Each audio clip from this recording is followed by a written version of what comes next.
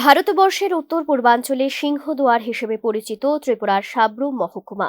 নেতা মন্ত্রীদের কণ্ঠে বারবারই উঠে আসে এই তকমা, কিন্তু আদৌ কি তাই?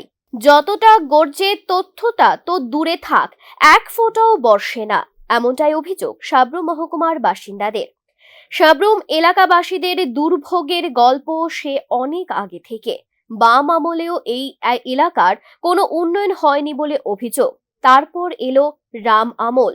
এই আমলে এলাকার উন্নয়ন হবে বলে আশাবাদী ছিল এলাকাবাসী, কিন্তু সমস্যা পাল্টালো না, সমাধানও মিলল না। এলাকাবাসীর অভিযোগ, রাত হলে মহকুমা জুড়ে বিভিন্ন রাস্তা অন্ধকার হয়ে যায়। স্কুল কলেজ পড়ুয়া ছাত্রছাত্রী থেকে শুরু করে বয়স্ক লোকেদের আনাগোনা এই সব রাস্তাগুলোতেই। মোবাইলের আলো চালিয়ে রাস্তা পারাপার করতে হয়, নেই মহিলাদের নিরাপত্তার ব্যবস্থাটুকু।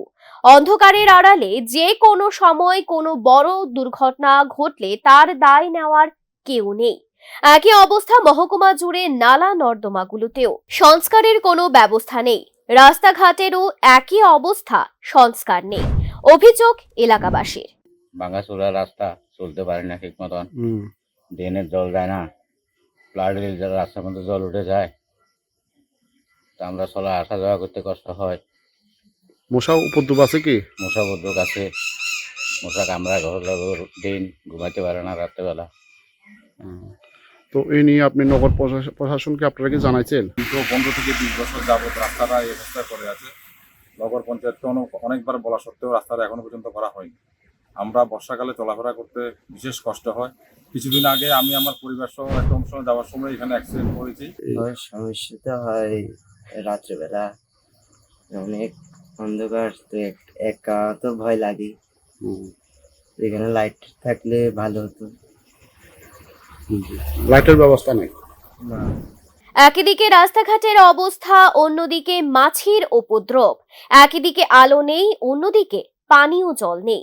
না আছে কোনো পাকা ড্রেন, না আছে রাস্তার লাইট। সব মিলে এক গোলমেলে অবস্থা সাব্রুম এলাকায়।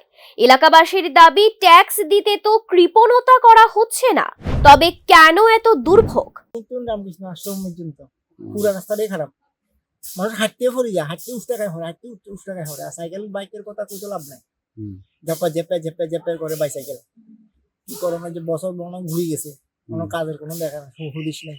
জানাইছেন পঞ্চায়েতের লোকেরা জানানো হয়েছে, ভাই চেয়ারম্যান, আমরা ভাড়ার মেম্বার সবাই জানানো হয়েছে। তারা কবে হইব ঠাকুর জানে, ওইবার কোনো প্ল্যান দেখা যায়।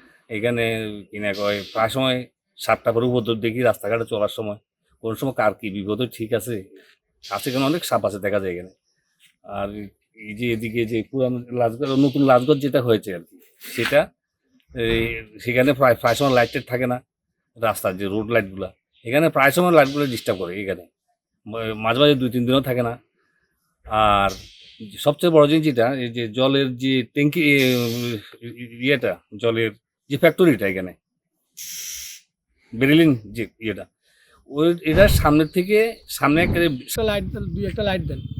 ও আমরা জানাইছি, কিন্তু কেন হয় না জানি না। তারপর শ্রবণ ভূমি করে কইলাম মেম্বারের এই অবস্থা কেন, ও আমাদের কথা শুনে না। আমি এমনও কইছি, আমরা মেম্বার যদি এইভাবে কন তাহলে সাধারণ মানুষ কই যাইব।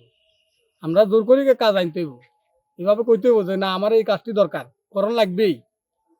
কেউ গুরুত্ব দেয় না। আর এখানে জলের যে অবস্থা, আমাদের বাড়িঘর 10-12টা বাড়ি, প্রত্যেক বর্ষার সময় পুকুর টুকুর সব ফ্লাড হয়ে যায়। সব মিলিয়ে নগর পঞ্চায়েতের নাগরিক পরিষেবা নরক গুলজারে পরিণত হয়েছে। নগরবাসীদের থেকে কর নেওয়ার বেলায় সবটাই আছে, কেন নগর পরিষেবা নগর প্রশাসন সঠিকভাবে দিতে পারছেন না, এমনটাই জনমনের মধ্যে প্রশ্ন দেখা দিয়েছে। Bureau report, news now.